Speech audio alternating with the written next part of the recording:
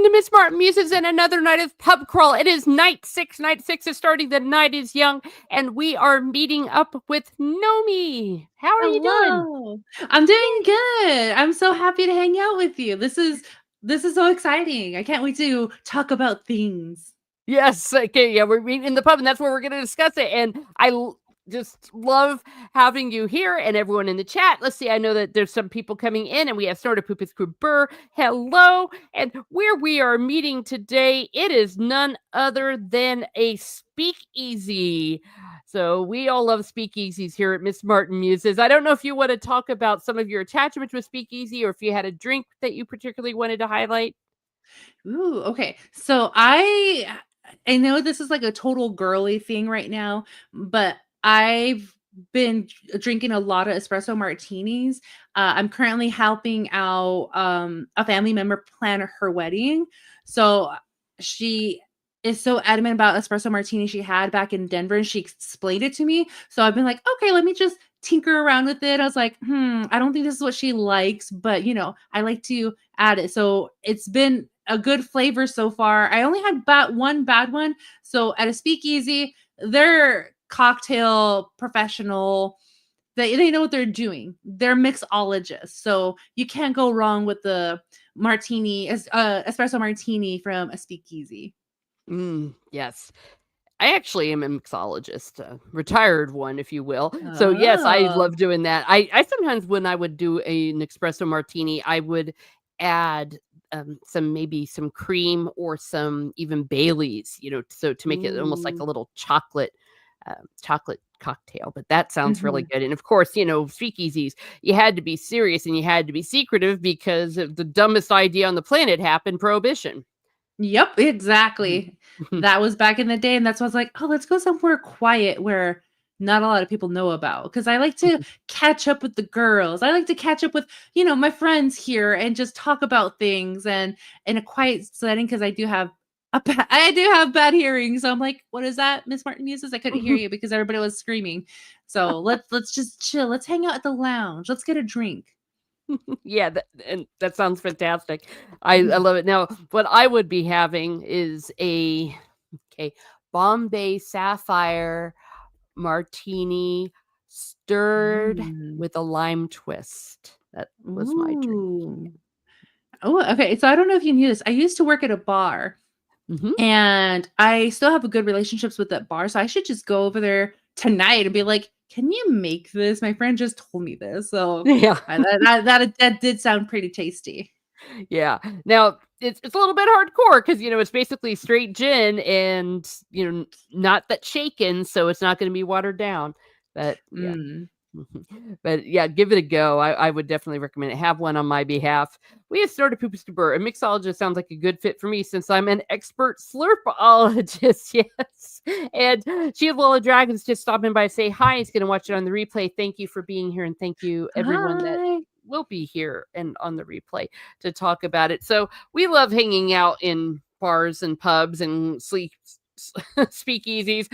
We've been at the Prancing Pony. We've been at Dragonlance. We've been all over the place in all of our different games. We've been to Ireland. We've been to Norway. We've been to San Antonio with whoops, there goes my computer.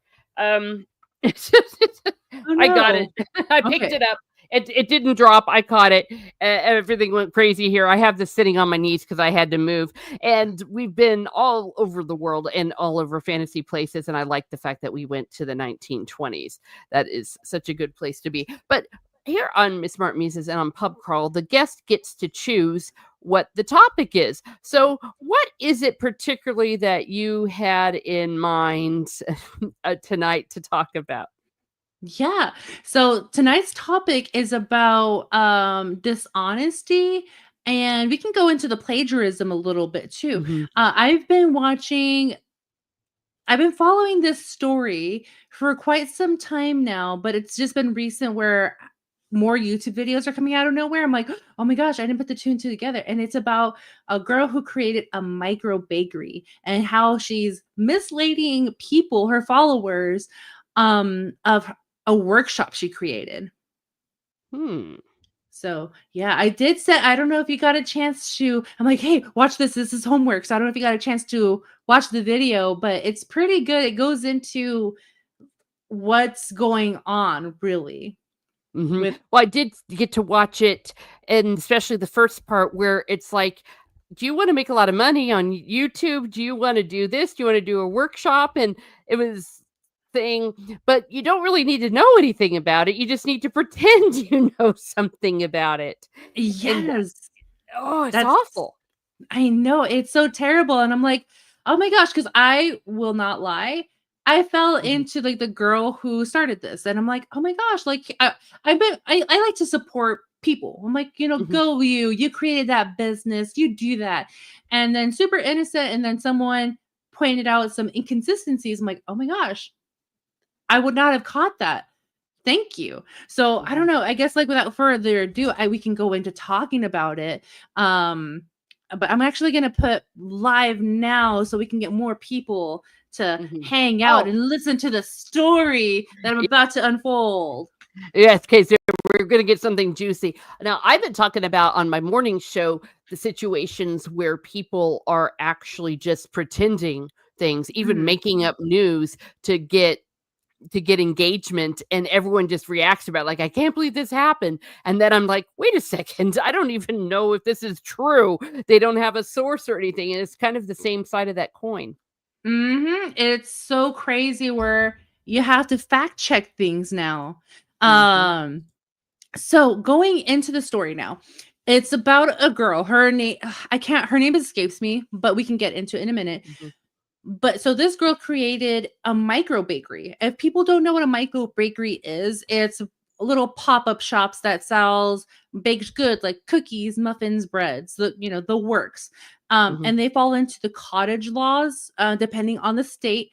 The cottage laws means like you can bake these baked goods without having licenses or go through the food regulation through the state or your government. So you're free to make whatever you want, gluten-free, blueberry or banana bread muffins, whatever it is, without uh paying any taxes or getting a license, a food hand. Well, some states will require you to get a handler's license, but some don't. Mhm. Basically, you can sell your stuff um at farmers markets, or the new trend right now is pop-ups where you can have like a bookshelf or a shelf be placed in front of your house, and if someone orders through your website or through your Instagram, 2 loaves of bread, you put it on the shelf outside of your bread and it's ready for pickup once the Wow. payment's been received. So yeah, and I've done that. Some of my friends have been doing that where they'll make cookies, sugar cookies in particular, my one friend, and placed the order with her, told her what I wanted, how many I wanted, gave her the payment. She said, "Give me 2 days." And in 2 days, she said, "Hey, at 3:30, the cookies will be right here ready for you to pick up." 3:30 on the dot, I was there. The cookies were waiting for me after she received the payment. So yeah, it's a good side business. But this girl, she is on Instagram. I don't know if I want to reveal because I don't think people are gonna like. Well, that's a pretty known thing. Her Instagram handle is called Micro Bakery Girl. Mm. Um, Super cute, nice aesthetic, and she looks like she's making really good baked stuff. And I think she is genuinely making these baked goods. However, her story's like, my husband and I, we moved to Phoenix, and uh COVID happened, so he had to be let go from his business. The sad story that happened to everybody that happened through COVID. Yeah. So she made her business and baking, and she saw that there was a little bit of income and revenue coming through that. So she's like, I'm gonna make my own pop-up bakery. So she did that. And the next thing is like, well, during the shutdown, we had to move back to Illinois and live with my in-laws. So my in-laws let me use their kitchen, and I did my pop-up bakery over there. And in that time I didn't realize like, oh, why are you in Scottsdale or like Phoenix, Scottsdale area? And the next thing you're in Illinois, when you said that during COVID, you were already living in Scottsdale, facing through COVID, and then you had to move back to Illinois. I didn't put the two and two together. Maybe like, hey, everything happened. So from Phoenix to Illinois, anything can happen in an instant. So Mhm.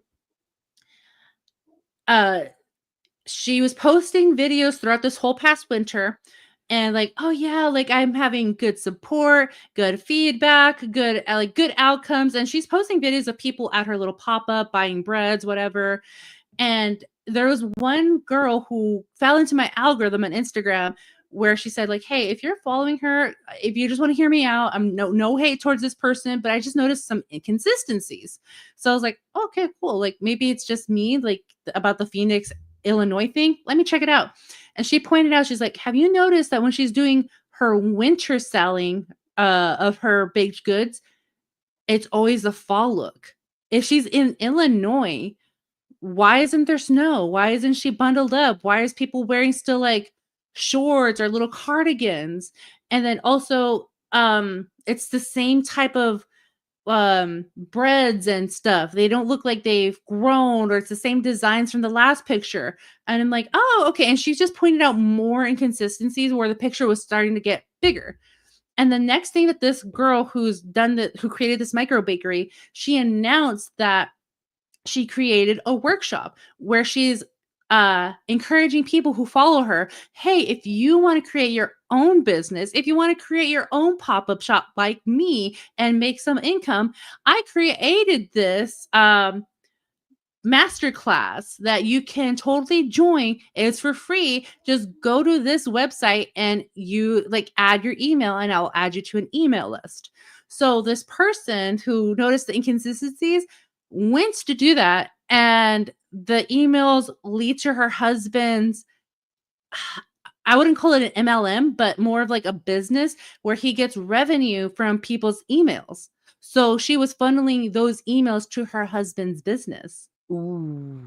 Yes, I was like, oh, Dirty. it was dirty. I was like, oh my gosh, I did. I'm so glad someone did the investigation for this, because I wasn't interested in learning how to create your own pop-up shop. If anything, it's easy. And there's Mhm. YouTube videos of like how you can do it instead of like giving my email, because I don't want another subscription. I don't want another person emailing me like, hey, it's this. If I want to do it, I'll do it. So I just didn't have an interest to give her my email. Anyway, so when it was discovered that it led to her business, her husband's business, they did more investigation, and then it's more of his business is, you can generate wealth too if you follow my step-by-step instructions. So she was leading people to go to her husband's business, so they can buy his program for business so he can get that money. I was like, yeah, I don't like that type of stuff. And then more into it where she says, okay, if she says her bakery name is, I think it was the micro bakery girl, whatever, why is this one coming up as the little loaf? So she had two different LLCs.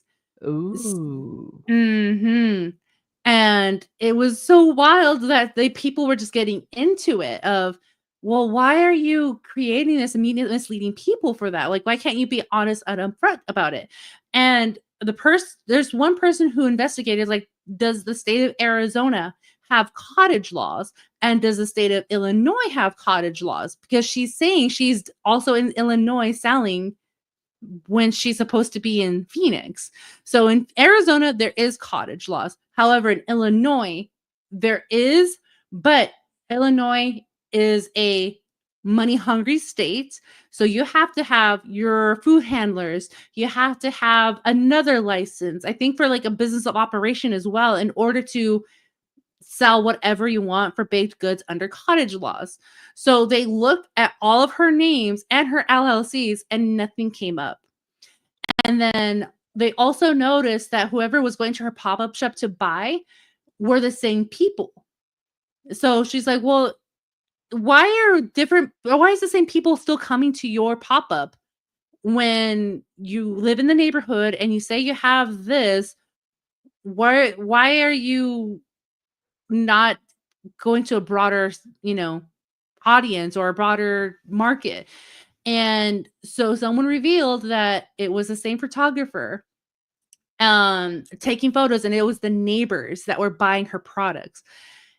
So it got so out of hand where this girl, micro bakery girl, came out with a statement saying, like, a lot of people are saying that I'm dishonest in my post. I can probably find that Instagram post right now and I can share it with you. Yeah, sure. But where she's like, a lot of people came out for me and dox me and try to go after my husband's business. And it's like, wait. Why are you afraid and accusing people of doxing you when you're trying to sell bread and you need people to find you? Yeah, You're at your own you're house. yeah, so that's kind of on you, girly. It's just so lies on top of lies of like they're not following with each other. No, and of Um, course, she goes straight to the victim narrative in mhm. public. I mean, if you're truly afraid for your safety and all that, you disappear. You don't keep on going on your social media. Yes, you don't. So here I found her site, but it's not the post where she's saying like it's not even an apology, but it's more of oh here it is. I found it. So I can share it with Or you. one of those, "How Um dare you catch me?" yeah, like why would you even do that? Why would you investigate into truth? Um Yeah, let me so see. whenever you're ready. Okay, it says add to stage here. There we go. The Cool. true So yeah, story of Micro Bakery Girl. Shouldn't laugh. I know. And like so you can see her baked goods and stuff. And Yeah. hi, everyone. There has been a lot of rumors circulating about me over the past few days. So I wanted to take a moment to tell you who I am, the true story behind this page, and my intentions going forward. First of all, my name is Jessica Stewart. I'm married to wonderful husband, Landon Stewart. My micro bakery girl story starts in 23. I've always loved baking. One of my first Instagram accounts was Harry Potter baking and food blog called Fable and Feast. I ran in 22. And then I fell in the fall of 23, I discovered baking sourdough for the first time, as anyone did during COVID, making sourdough bread. The second I started, I was hooked. At that point, I didn't know what micro bakeries were. I was just baking for myself, friends, and family because I enjoyed it. Last summer, two big things happened. I discovered micro bakeries for the first time. I immediately knew I wanted to start one of my own. I showed a few of my friends, and they thought it was perfect for me too. Around the same time, my husband's company, Clients and Community, became no longer profitable and began losing money over month to month. And it got to the point where bringing on clients was no longer feasible. I was also doing graphic design for his company. So I was let go. In the process, altogether, we lost half of our income. I wanted to help by making or taking the pressure off my husband's shoulders. I also have something creative of my own. So I brought up the idea of starting a micro bakery. The problem was, and this is where it gets a little weird. The problem was we live in a small apartment in Arizona. My husband also works from home, and we didn't think of a micro bakery would be a good fit for our current setup. But his parents live in Illinois, and they had the absolute perfect setup for it. A beautiful home with a big yard out front, along with a mother-in-law to help out. So we decided I would live with his parents off and on until we can find a bigger space to open the bakery in Arizona. His parents were so kind, they let me turn one of their rooms into a baking space and set up a bread stand in front. The question is, would if you're trying to save money and you say like you lost half your income and you're going back and forth, you're losing more money going back and forth traveling from Illinois to Arizona. Yeah, I was gonna say that doesn't make sense. Yes. Like like make it make sense, girl. And then her baking room, it's which is cute. I like it, but it's aesthetic. It's meant to sell you like, "Oh, she knows what she's doing." Yeah. As I researched micro bakeries, I looked everywhere for a step-by-step course to help me get started. I couldn't find one, and there were a lot of ebooks. I even purchased a few of them, and I even felt like I left a lot of important details out or important details. I placed things together on my own, noticing that no step-to-step course existed yet, and realizing how many other people were eager to start micro bakeries. I came up with the idea to document my entire journey from start to finish, to then create a comprehensive course to help aspiring micro bakeries get started. With my husband's experience in creating online courses, it felt like the perfect fit. See? Doesn't that Mhm. sound fishy? Like, hey, you want to start your own business? Purchase my ideas or purchase my masterclass and I can tell you how to make your own micro bakery. When she kind of stated, I created this. Who really Yeah. did it then? Who created this? So in September, I moved back to Illinois to build my micro bakery. And by October, I was baking 50 loaves of bread, 30 bags of cookies, and other baked goods each week. When I looked into Illinois cottage food laws, I learned license fee is based on the calendar year. Since I started in October, I would have to pay the fee again in January. Instead of getting an official license for just a few months, I decided to give my bread away temporarily in exchange for people allowing me to feature them in my content. And some loved the product so much they wouldn't leave without giving me a cash tip. So technically, she's acting illegal stuff here. Well, You allegedly. Yeah, oh yes, allegedly. Allegedly she's doing that. Um so by November, I realized balancing the bakery and creating the course was too much. I paused the bakery to focus on the course and get a head start on Instagram with plans to reopen my bakery in January once I had my official cottage food license. I started posting weekly content and figured I'd maybe get 2,000, 3,000 followers by the time I open. But going viral caused my page to grow faster than I expected. So it's kind of like a long thing. But where she said right here, where she looked into the Illinois cottage food laws, I learned there's a license fee. But I did my own research, and the person I've been following on YouTube, they did their own research. If it's a cottage law, you don't need a license. That's Hmm. the thing. So this is where she is also dishonest in it as well. Uh so it's just a little bit of weirdness all around in this. So yeah, and then this is the photo that someone caught on. Like, are you really selling baked goods in the winter? And so someone did that, and she did a photo up in front of her little pop-up. Okay. Yeah. And I guess it shows that, and again, not to go anything against this particular person, and I always tell people, Yeah, hey, don't, we allegedly. don't, Yeah. yeah, allegedly, and we don't want to accuse anyone in anything or cause any trouble, but it shows how easy it is to create an illusion Mm, online, yes. and money is a very, very big motivator for certain kinds of behavior that maybe I think that people would not normally do. I mean, it's a tale as old as time, with money, but these online ideas, how do you truly know if they are legit? And especially when anyone starts to ask you for money, that's where I think things can get a little suspicious. Exactly. And I guess this goes into like the other topic I want to talk about, which is plagiarizing. Mhm. Like, well, what is it then? Like, I want to get the true authentic thing, give my money to it and not be scammed. So, let me see. I have saved some things. Oh, here we are. Um, uh Where's my save Yeah. stuff? Going into it, I've saved this one reel. I'll show you, and it's a quick, like, 2-minute video. It's a woman where she's like, "Hey, if you like this design, I'm the original creator." Places like Temu and other drop shipping things, they took my idea and selling you the cheaper, less expensive version. The reason why I charge so much because of materials, cost, labor, the time and effort she put into it versus a sweatshop that made all this in 3.5 seconds and it's not even good materials.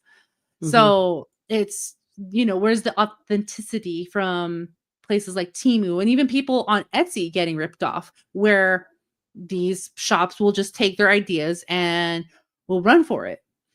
Yeah, it's really hard too because with the internet, it's so easy to just steal a design that you see and maybe even just change it up just a teeny little bit so they can say, "No, I didn't steal your design. It just looks like this." Yes, exactly, and let me show you, um, super quick video, here we go, and whenever you're ready, Miss Martin Muses, it's kind of good insight to get this, like, open your eyes a little bit just to make sure, like, where you're getting stuff from. Okay, and it's okay to play it, or is it, where you're gonna have to stop now and then because, we wanna make sure of that, or is that I'll trust you on this. I'm not too into Yeah, this. I'll stop it and then we can weigh in on some things. Okay, But the fair enough. the first few seconds will give you the grand idea. Okay, fair enough. Okay, here we All go. right, just let me know if you can hear it or not. Timu got me because I thought I was buying this bat ornament, not a fucking photo of someone holding the bat ornament. Like, what the fuck is this? See? Like, she thought she was buying the bat ornament, but it's a picture of someone holding the bat. That is insane. That is a total scam. That is wild. What would you do if you got this, Miss Martin Muses? I'd demand my money back, I guess. Mm-hmm. Exactly. Okay, so I've fallen victim of things like this before. Mm-hmm. And when I ask for a refund, it's because they're all sweatshops from China. They will not give you your money back, but they will offer you another item for the amount of money that you paid. And they'll give it to you as like, oh, it's free gift. It's like, it's not free because I paid for it. So Wow. yeah. So here comes the original creator of this bat. Hi, Andrea Gazzetta here. I am one of the original co-creators of the stained glass Lola bat that you see here. My friend Maggie from Colorado Glassworks and I created her in 2019. She was a collaboration piece, and since we have made many different versions of her. Every single stained glass Lola bat is made from real stained glass. So I paint the faces on with vitreous glass paint. Meg adds real pressed flowers to the inside of her wings. She solders everything together. We attach these real glass jewels. Every single stained glass Lola piece is created. It takes hours and hours of work, hundreds of dollars worth of materials, and you're not going to find it on Temu for $12. She's been copied many times. People create bad stained glass versions of her. She's gone viral on Facebook, and Temu has stolen her. Another company in China stole her and made like plastic crappy reproductions and then sold a bill of lies to people. And that's her thing, is bill of lies, because Temu is selling these lies to their customer base, thinking that the original, like, we have it, guys. Like, we created this, so we can provide that to you. Yeah. That's wild. And that's actually kind of cute, to be unfair. I mean, look at that little guy. I mean, it looks definitely much better than I would want it. else. Yeah, I would want something like that. A cute little bat. It is a cute little bat. But like what I was going to say is like the materials, like real flowers, real glass work, soldering, the tools and stuff. So yeah, I don't know how much she would charge for this, but I would assume it's like a good $80, even though it's small, but you're getting quality versus the plastic cheap stuff that would probably snap. So it just goes into the dishonesty and the plagiarizing. That there's these companies out there, these dropship companies that will just steal the idea, plagiarize her original work, and sell it to people who want it. When in reality, it's diluting their own work. I mean, but let's be real, Temu's already diluted as it is. But it's not authentic, and they're already ruining their fan base. And if you see this, how she said, like, it went viral on Facebook, it was such a huge hit, but it's becoming recycled work.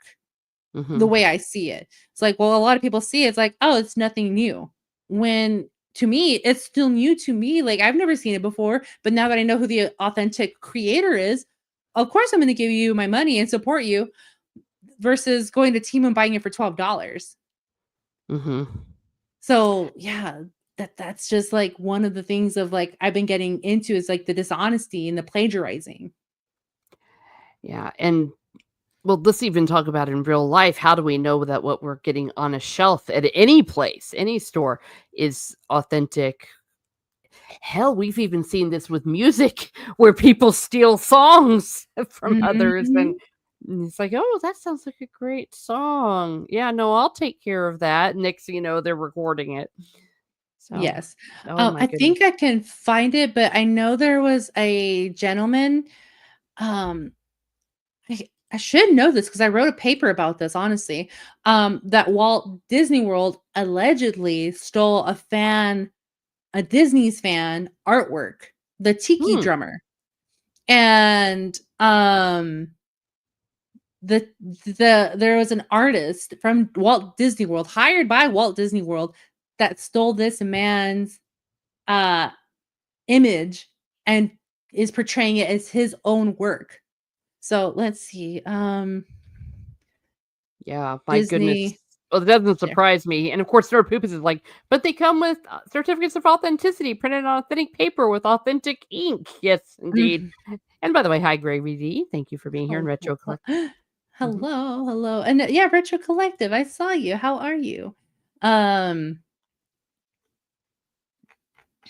Yeah, no, that's tale as old as time. True as it can be, I guess. But yeah. Well, and of course, there's also plagiarism situations that'll come up in different papers. Wasn't there a certain professor from Harvard that got caught doing that? Or not the professor, the person that was like in charge of it? It's a bane of teachers right now that students can just get AI to write their stuff. I guess that's not even plagiarism. It's just like a whole other world of what we can do right now with dishonesty. Yeah. Well, and that's the thing. Like a lot of these students, this is the paper that I wrote about actually. A lot of students who are currently in college, either they're lazy, lack motivation, or time got away with them, whatever their reason being, is they will run to AI, or Chat GPT, whatever their prompt go-to app. And like, hey, write me a paper about Marie Curie. And it will just give you a word by word, whatever you need to know about what she's done in her life, which is, create radiation. She's won a Nobel Peace Prize, stuff like that. Instead of doing your own research, like, oh, I just learned it all from GPT and copying it word from word and putting it on a document, sending it in, and it'd get A's. So there's just, like I said, no authenticity and no genuine care for things that have been done before. Yeah. And I don't know how you tell somebody or how you try to change that, because when you tell someone, hey, you need to do the right thing, well, what's the reward? Well, the reward is that you've done the right thing. And they're like, okay, sucker, but if you know that you can get money from being dishonest or plagiarizing, and that's sort of Poopa said, even a certain presidential candidate. Yeah, but I remember that back in the 80s, or was it the early 90s? So how do you try to get somebody to do the right thing? I guess calling them out on it, like how this girl with the stained glass bat, she did it. Yeah. Where she's like, hey, I have a voice too. All right, guess what? There's platforms that I can use to inform you guys how they can be called upon it too. Like this person who created the Tiki drummer, the original creator called him out, like, hey, like, I'm the original creator. I created this 3D template, like a 3D art template. That's basically what he did.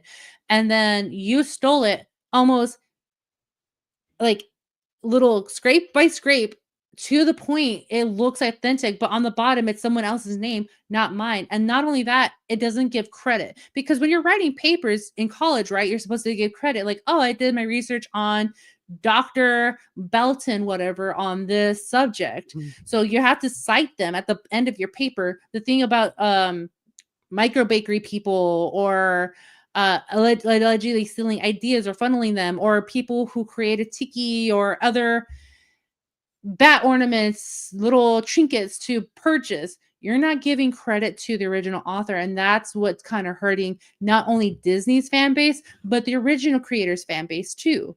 Like, well, who's telling the truth? But if you can present yourself with evidence and full confidence too, like, I have this, I know what I'm doing, you're feeding lies. And if someone locks their account or claims they don't know anything, well, can you prove where you've created this? Like, what inspired you to create this? Yeah. Oh gosh, that's all very good points. And I'm very fussy about this, and you will see sometimes on my slideshows that I do, I will have the web source, and you'll often see quotations, and quotation is showing that this is not my words. This is from the actual website. So I even do that on my little presentation things that I do here on YouTube, because you've got to give credit to the person that did the original research, and that's one way that you can do that and honor it. Like, even if you don't like the person necessarily, it's like, hey, that's their work. It's this so-and-so professor. Sort of Pupus is talking about back in the day, I had a couple of college professors who were very good at making sure the students weren't copying encyclopedia entries. I know, we're so old. We're so my old. gosh. I remember that. Yeah. Encyclopedia, that's where you would go. But it took a lot of effort. You had to go to the library if your parents didn't have a set of them. Soul Assassin's telling us the man is named Andrew Martin, and Disney stole his third design of a tiki. He wanted to make it into a tip bucket. There we go. Yes. So yeah, that's right. It is Andrew. Soul Assassin is correct. Yeah, it's so dirty because it's a total TikTok video, and the guy gives like great description of what Disney's doing. And then the artist from Disney World who stole his 3D design completely closed his account. Doesn't work for Walt Disney World anymore, but he's created a different account and works for another company doing 3D designs again, but he's still plagiarizing is the thing. So that goes to shows of like, what I was saying about college students. If you're lazy or you have no motivation, or you just kind of like want to breeze through all of this, but you want people to have this respect or adoration for you, you can't produce a genuine thing where you have to copy someone else's work. Like, why would you want the respect and love from people when you can't create that yourself? Lazy shortcut to fame. And that's where a lot of different accounts will do this, and they'll get very, very, very successful. And the kind of money that they make is just mind blowing. So the motivation to go viral, or the motivation to get money from X, for example, on what you do and what you say. There was another fraud situation where someone was pretending to be a trad wife. So she was doing all the trad wife stuff, and turns out she's not even married, let alone is she a trad wife. And she was just making up, oh, this is what I'm doing with my husband. This is this. And she had all of this and was hugely successful and got outed. How do you know that I'm really not a rose? Well, you can out me. I'm really not a rose. Or I could make up I don't, but what's to stop you from deciding, hey, this is what's going viral. This is what's popular. Maybe I'll pretend I'm a trad wife living on a Mormon paradise ranch or something somewhere. It's profit. Money will make people go nuts. It's also very true. And how you said that like a little while ago was just like, well, what is it? It's narcissism. And that's what it is. It's straight up narcissism, where they want to have that recognition that they're jealous of other people. So they'll self-sabotage whatever that they want to do to get that recognition that others are getting and they can't. So got mommy issues or something, and so they decide that they're gonna try to be internet famous. That too, like, well, why are you working so hard to be internet famous when you don't know these people? If you see people who are I'm gonna go use the lady who created that glass bat.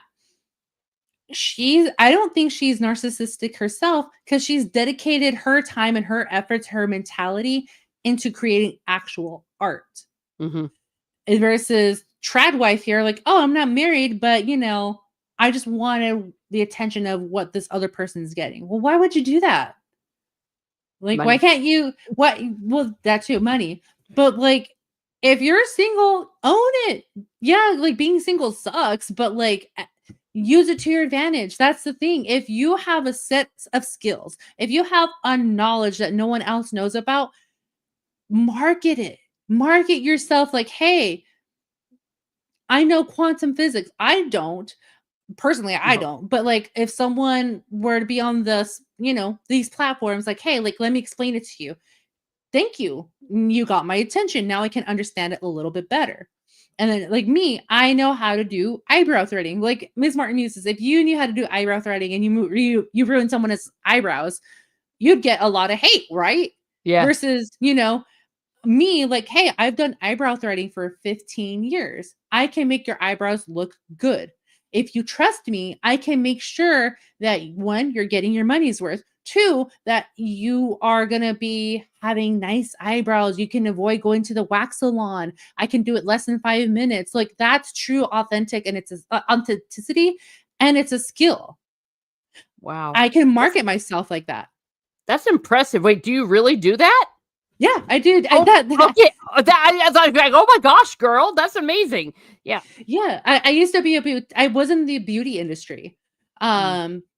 So I didn't know anything about beauty until I taught myself, not copying people's. Like, okay, if I need to sell this eyebrow powder, I need to know what this eyebrow powder does. So I use the product, I use it how I think it will look best on me. Hey, if you're looking for a product and you want this color, can I show you this eyebrow matte powder, whatever? I think it'll look good. You need to just use a little bit of powder. A little goes a long way. And this is how you would use this pencil, this brush, to brush it in to make it look very light, not thick. You're not using your marker, and you don't have a marker look on your eyebrows. So you look very natural with it. See, exact knowledge. That's basically what it is. Wow. Would you be able to tell me? Do you have the knowledge to tell me how to make your eyebrows look good, Miss Martin Muses? No, I go to the professionals for that, and like, or I have never tried going to an eyebrow threader. I usually go to the wax place. Same thing with my nails, for crying out loud. I just outsource them. I go to get my mani-pedis, even though I don't have nails because I can't because of being a musician, but I want them to look nice. But yeah, I don't have that knowledge, and I admire people that do, and I pay them for that knowledge. Exactly, because you're getting your money's worth. And the person who's doing say if you wanted a rose on your nails, Yay. Someone did the time to make a rose look great on a set of nails. I wouldn't be able to do that because I'm not a nail tech. I don't know how to draw roses on a set of nails. So I would be selling you a lie, like, hey, I can do these press-on nails for you. I can make this look good on you. And when you get the end result, like, this is not what I wanted. Like, well, I already did the service. You're going to have to pay me.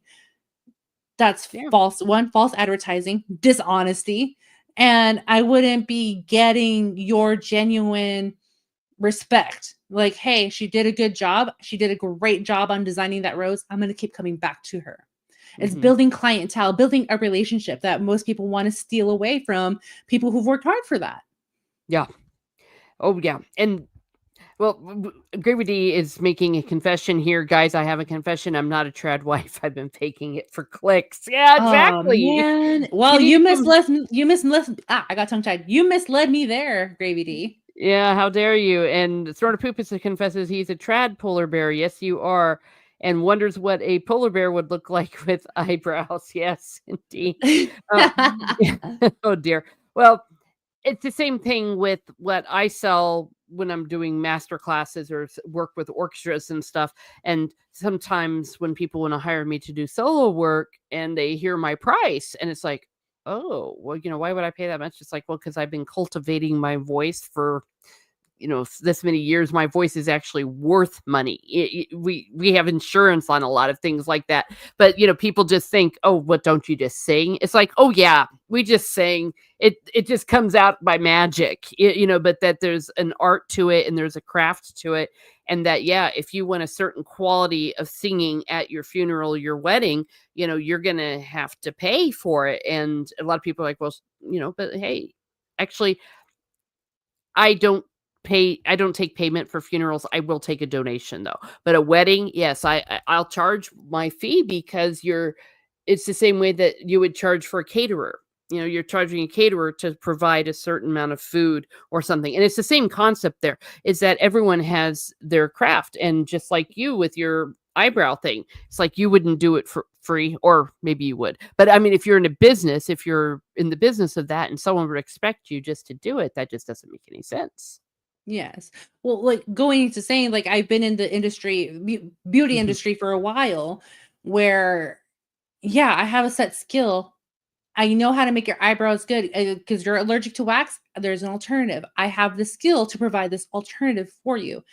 I will remove the hair, make it look nice. You're satisfied? Okay, $20. And that's Mhm. for the clientele I built. Of course, if it's like down to earth people, like, my friendship with you, like, oh, don't worry about it. Mhm. Like, if Yeah. you want to get me a coffee, that's fine. That's payment as it is. But like, I wouldn't charge you because I have that, relationship. But when it comes to building clientele, you have to charge them because you're going to let people take advantage of you.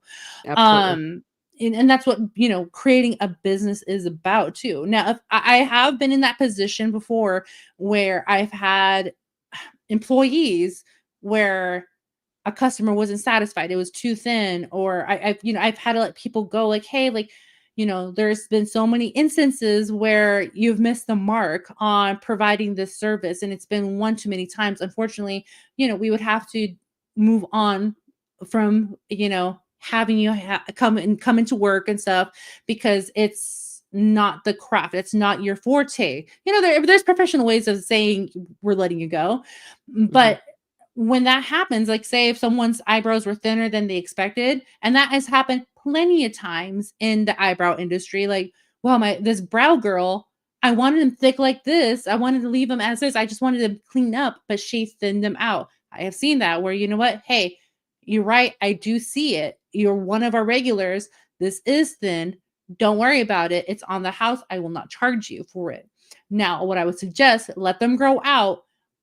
Come to me. I will tell you when I'm working next, and I can take care of that for you. You have to give them a little bit of incentive because you not only not want to lose your customer, a loyal customer, but you want to also like prove it to them, like, let me make it better for you. Mhm. It- Sure. It's Yeah. it's called like a respect for others, and a lot of people don't have that. Where there's people in the beauty industry like, oh well, bye. There's a million other people that I will totally do their eyebrows for, and you're just nothing. You're just a number, and I can just replace you. Like it's a terrible mindset to have because that's another thing that a lot of people don't put into matter is a mindset thing, Mhm.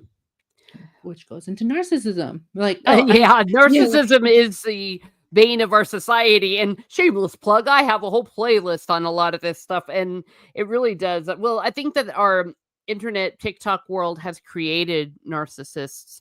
That this is oh the yeah. first generation that's really grown up with this, and it's wow, it's a crazy, brave new world, and I really hope that our crafts are not going to be replaced by robots. And there's already talk about having robots replace teachers or AI replace teachers. And of course, I'm like, good luck. Good Yeah. luck with that, everybody. And congratulations. Now, am I correct that you know how to crochet? Do you do crocheting? Yeah, I know how to crochet. I got into hand knitting recently, Mm. and I recently bought stuff to make a quilt for a baby shower. Hmm. Oh, well, there you go. Yeah, I've been crocheting since I was a little kid in elementary school, and so I do it for fun. I don't sell it, but that just reminded me about our crafts. I mean, damn it, a robot cannot do crochet like I do, or AI, or anything like that. And there's a whole debate about AI art. That yes, it can kind of look good, but it doesn't have the soul when it doesn't have a human hand behind it. Yes, exactly. There was a life wasn't breathed into it. Doesn't have the divine spark. Hmm. It it's I don't know, we could go on a real tangent, so I don't wanna go too far with this, but this whole idea about AI taking over most of our jobs, I Hmm. I don't know. I mean, it looks like that's the direction we're going in, but then what will the rest of us do now that AI has taken over? I don't know. Well, it's going into the laziness thing. Like, well, I'll let Mhm, something else do that for me. mhm, Like, well, why can't you pick up the pencil? mhm. Can AI create, I don't know, a man riding a humpback whale while like holding a handful of balloons? I'm pretty sure it can. But Mhm. like, what do you want to see the soul into that? Like, that sounds funny as heck, right? Yeah. Yeah. But Or like Michelangelo's P8, it just doesn't work with the Sistine Chapel. I don't know though, what the brave new world that we're going into, because with things being more automated, I just don't know. I'm not even necessarily talking about art here. I'm talking about things like, well, like it taking the place of a teacher, or it taking place of, um, a lot of jobs. A psychiatrist. I tell you what, I've been playing around a little bit with Grok, and it got creepy. It got creepy. I got so creeped out, I stopped doing it. I almost felt like I was getting very close to like divination or something really awful like that, because oh my you can gosh. sit there and tell them, "Oh, pretend you're a psychiatrist, help me with my problem." And it started doing it. And I was like, "Okay, that's it. This is weird." But like you I, said, there's no divinity in it and there's no soul to that. Wouldn't you want to create that spark or that yeah, or have establishment a with real someone? psychiatrist. Yeah. Yes. Yeah, I mean, don't get me wrong. I like being isolated. Not all the time, but Mhm. man, there's times I'm like, I just want to be alone. Please don't talk to me. Or I just want to like be away from people for a certain amount of hours. Yeah. But for me, like, you know what? I hate people. I don't want to like be around them. I'm just gonna use AI to be my psychiatrist. Well, you're not, you're just gonna be remain soulless for the rest of your life if you continue doing that. Yeah. Or goodness knows what kind of advice they're going to give. It's like, oops. Star Trek went a little bit into that, where they had their holodeck where you could interact with real people from the past. And it was, I don't know, I guess we're getting closer to it. Oh no, it's closer than you think too. And Mm. this was a few weeks ago, not a few weeks ago. Yeah, I guess a few weeks ago. I wish I'd saved some articles, but I think we're coming close to the point where Stargate's becoming the show Stargate. Mm. It's becoming a documentary now, where it's like, oh Oh, shoot, this is now happening in real life. or the We could Terminator, teleport. Yeah, Skynet. I know. So we're closer to fiction than we are to reality now.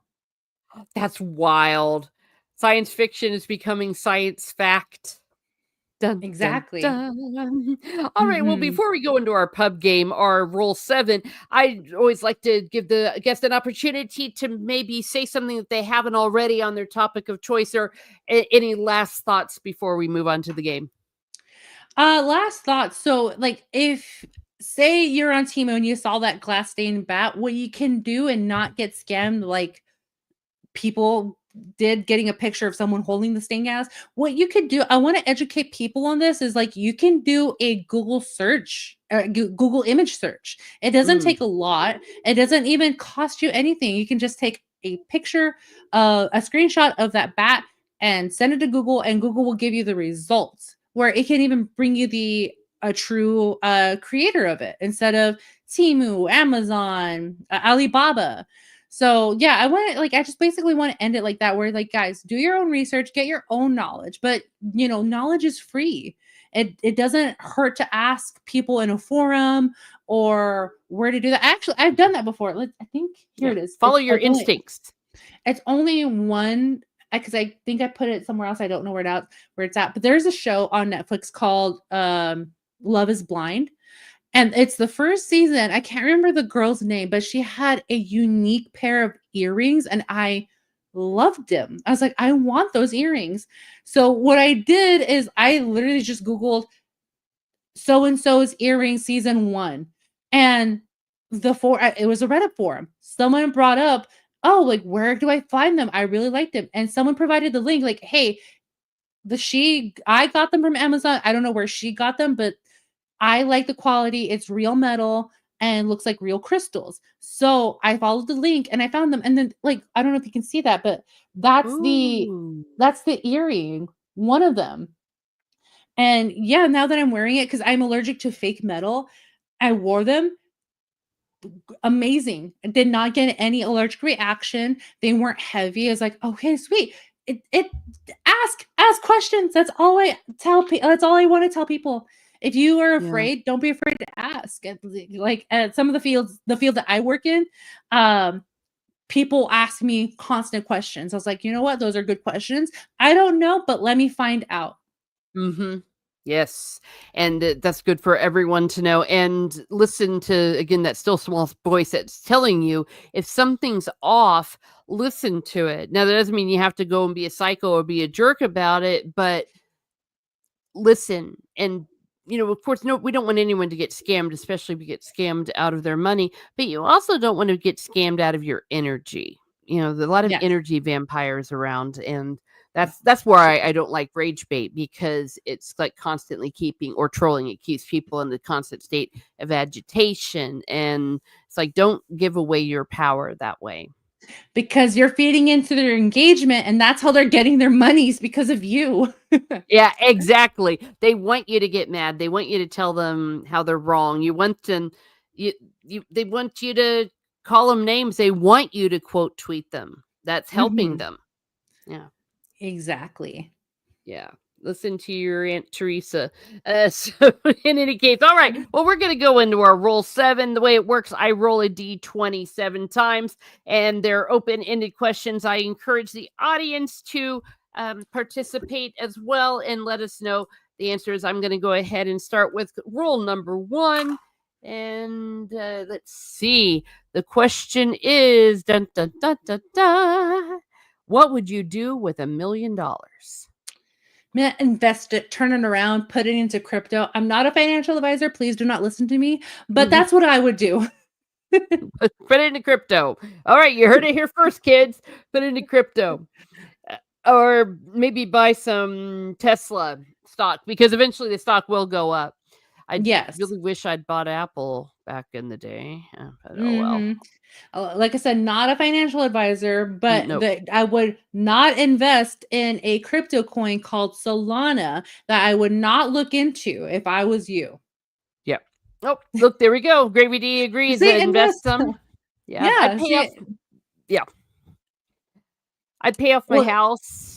Yeah. mhm. Go on vacations, do a lot of traveling. Well, I'm already doing that, but you know what I mean? But like really go hardcore. Like that's all I do. Live on a cruise. Yeah.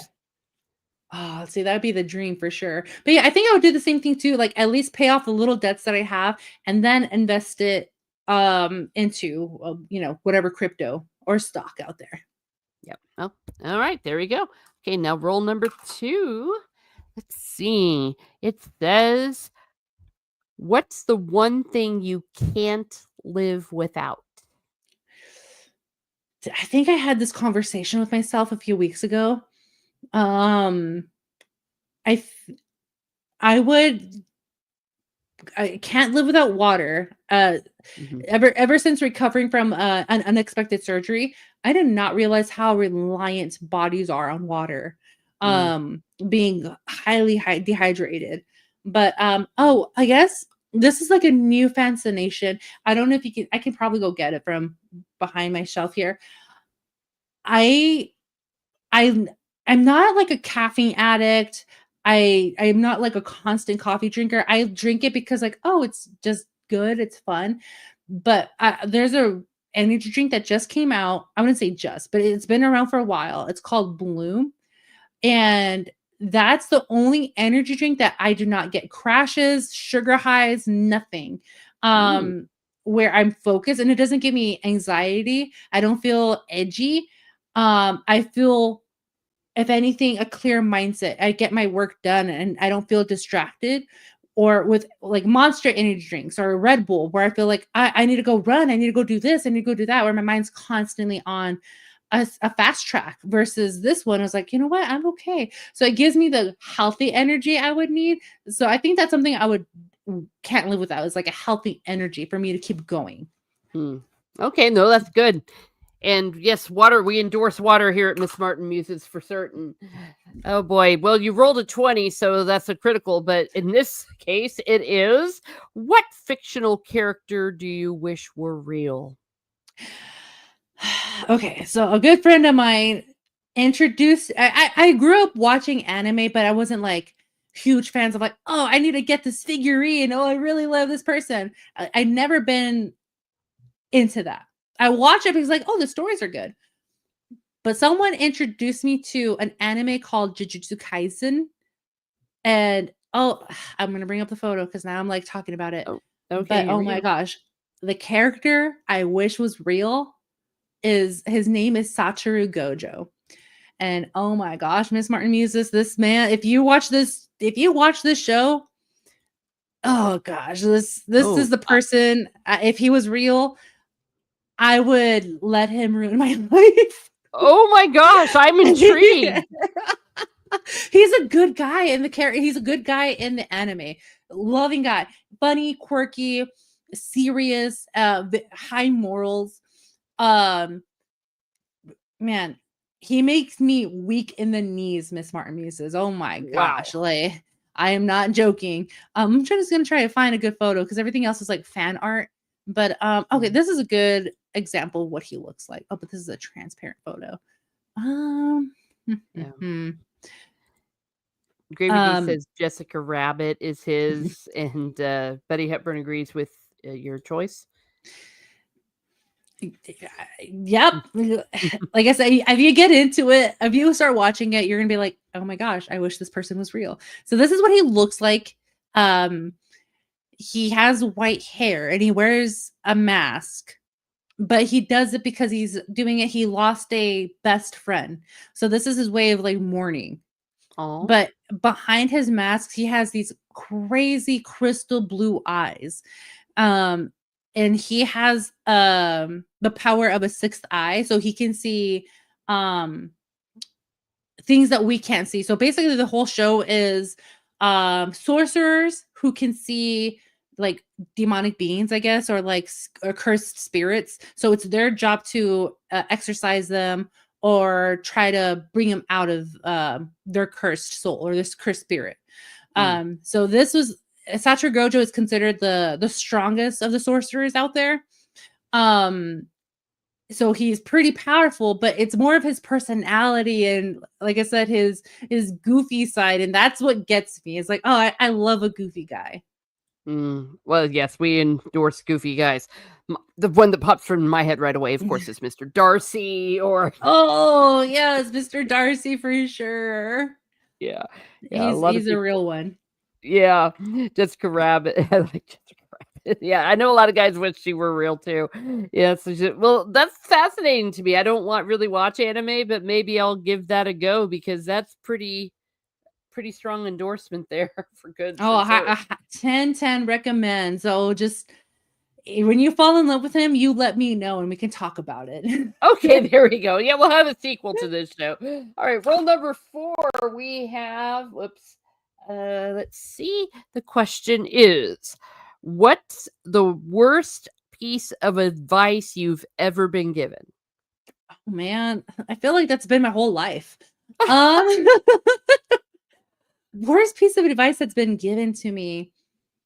I don't know. Like in life, I guess like one that I kind of like. It took a while for me to understand it because, like, of course, when I was a kid, like I didn't think about it. But like, it's just a dime a dozen. Like, what does that mean? But now that I'm older, it's like, there's 10 out of 12. Yeah. So it's not a rarity.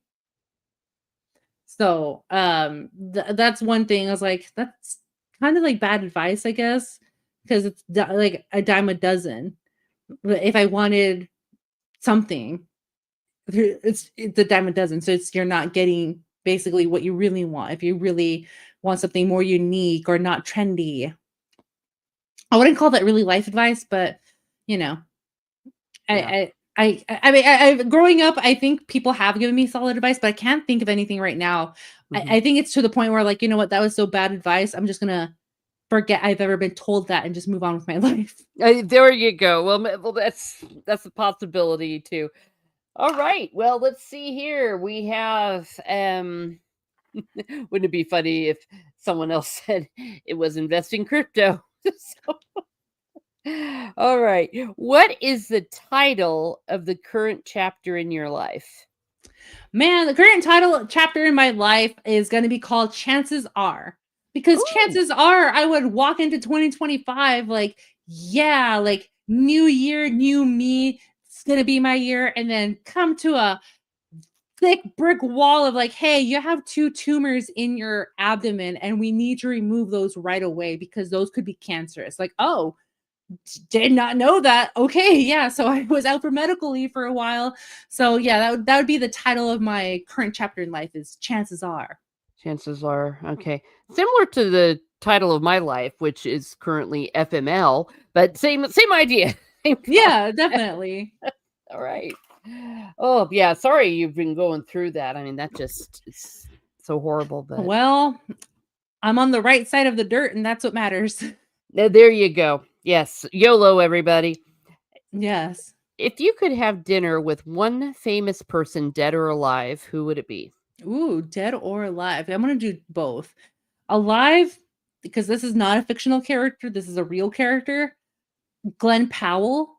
That man is an example of God's creation, like God's artwork, God's love for us. That's just my perspective, not for everybody's, but that is a beautiful man in my eyes. I'm like, oh, I would just love not just like be infatuated, like, oh my gosh, I'm on a date with him. More of like, I would love to have gone on go on a date with him because I think he's charming, he's good looking, God-fearing boy who loves his mama, and what girl doesn't want to be treated right? And I have this idea that he is that type of guy.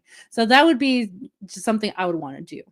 Now, dead, that's a little what's her name? There is a book called The Hiding Place. I will have to find out. Oh, But Corey Ten Boom. There we go. Corey Ten Boom. I Yeah. would love to have dinner or something, tea with her. Just like, how did you do it? Like, how did you get the brave, like the brave feeling to hide people in a little space and be able to have a poker face during this adversity in your life? Yeah, I would have been a basket case, to be honest. I guess one would hope that you would have the grace to be able to handle it and do the right thing. But yeah, that's an amazing story. And then, of course, if you don't know her story, folks, that she did get caught and she went to a camp and survived. But yeah, it's a pretty intense story. And they did a good movie of it with Helen something or other. I forget who it was, but yeah, it's pretty intense. I was on a mission trip in 2010 to India, and the people who were hosting us, they invited us over to their house. We were just in their yard in India, just drinking chai tea. And we were asking them questions like, well, what made you get into ministry? What made you want to devote your life and your time in being missionaries here in India? And they're sharing their stories. And then this person is older than us. Like I would say they're senior. And continue to say this story like, well, I was inspired by a friend because she endured all of this, and she was my grandparents' friend. And they said the name Corey Ten Boom. I was like, there's no way your grandparents were friends with Corey Ten Boom. Oh my goodness. And they showed me photos. I'm like, oh my gosh, you're closer to history than anyone else would be in this area right now. Yeah. So That is yeah, amazing. I was so blown away. But yeah, the pictures with their grandparents with Corey Ten Boom is like, my gosh, like I can only imagine like how inspired your grandparents were like hearing the story of what their friend had to face. So yeah, like you'll never know who you encounter and what real life things can happen. Yeah. Wow, that's some powerful stuff right there. And here we go for the last one. And let me see. It is we got the same number, so get a lottery ticket. And what is one thing on your bucket list? Ooh, one thing on my bucket list. I mean, I know there's always like the girly thing, like get married. I think that's just like a common one. I mean, that is also on my bucket list. I would love to go see the Northern Lights, either in Alaska or Norway. I would love to experience that in my lifetime. That's mine too. I want to see them so bad. I've been trying. I tried twice in Iceland, but weather and stuff, one of these days it's gonna happen. Wow. Yeah. Yeah. Well, Yeah, like, I know, like, a lot of my friends who I've met have gone to Iceland, like, "Oh, yeah, we're gonna go see, like, the Northern Lights," and they come back so disappointed, like, "Well, the weather didn't allow us to see it because it was too cloudy, it was mhm. it was too windy, too rainy." I was like, "Oh my gosh," so I've never heard anybody complaining about going to Alaska, so I'll go to Alaska to see the Northern Yeah. Lights. Well, the catch-22 is it happens during the winter, and what do you have in the winter? You know? Yeah. Overcast skies. Yeah. Now I am gonna be going up to Alaska next month, so stay tuned for Teresa Travels. Ooh. But, it's not necessarily prime time for seeing it. I mean, it could happen. It could happen. It's very rare though. So we'll see. One of these days though, it's gonna happen. When I win my $1,000,000, what I would spend it on is to go on a Northern Lights cruise thing over to Scandinavia, etc. There you go. Don't invest it in crypto. Invest it in a cruise line going to Alaska. Yeah, and then go on one of those to see the penguins down in Ooh. Antarctica. Biggles is here. Sorry I'm Oh, late. I have made it. Biggles. Yay. Thank you for being here. We just finished off our roll 7. Well, thank you so much for being here. And can you tell us where people can find you? Yes, people can find me on X at NOMI Without You. I do have a few channels. My main one is the YouTube channel, NOMI Without You. I start playing video games, so I have my YouTube channel, NOMI Without You Play, and on Kick, NOMI Without You. So that's where I usually hang out if you want to see some gaming content. And on my regular channel, just regular slice of life type of content. Ah, okay. Well, fair enough. So everyone go and subscribe, go and follow her and all that jazz. And you can find me here on Miss Smart Muses, where I talk about what makes me laugh, makes me cry, makes me happy, makes me sad, or just really ticks me off. I have a trolling coming up this Sunday, Catholic Explaining online trolling. Is this something that Christians should be doing? I have some opinions on that. I think some shorts are upcoming, and I will be continuing with my musing. So I do have a contract. I'm filling a music one on Monday and Tuesdays Ooh. and Thursday. So I will not be doing them then, but just stay tuned. And I do enjoy spending time with you all. I'm continuing reading The Wheel of Time. So maybe there'll be some of those on Sundays. So I want to Ooh. thank everyone that's been here in the chat. We have Snorted Poopus Goober, we have Biggles Metz, we have Gravy D. Biggles will always be a troll, but the nice kind, yeah. So you're not really a troll. You're fine. You're good. We've Betty Hepburn, Conroy 1776, and Soul Assassin has been here. We had Retro Collective and Rachel Percy Art. Shield Wall of Dragons stopped by to say hi. Thank you everyone for being here. And Nadega Outlaw. This channel is nothing without you all, and that the participation is definitely greatly appreciated. And I always say that you are part of this panel, so thank you for being here. Have a great day, everyone. Have a great day, and be certain to not be dishonest, and absolutely do not plagiarize.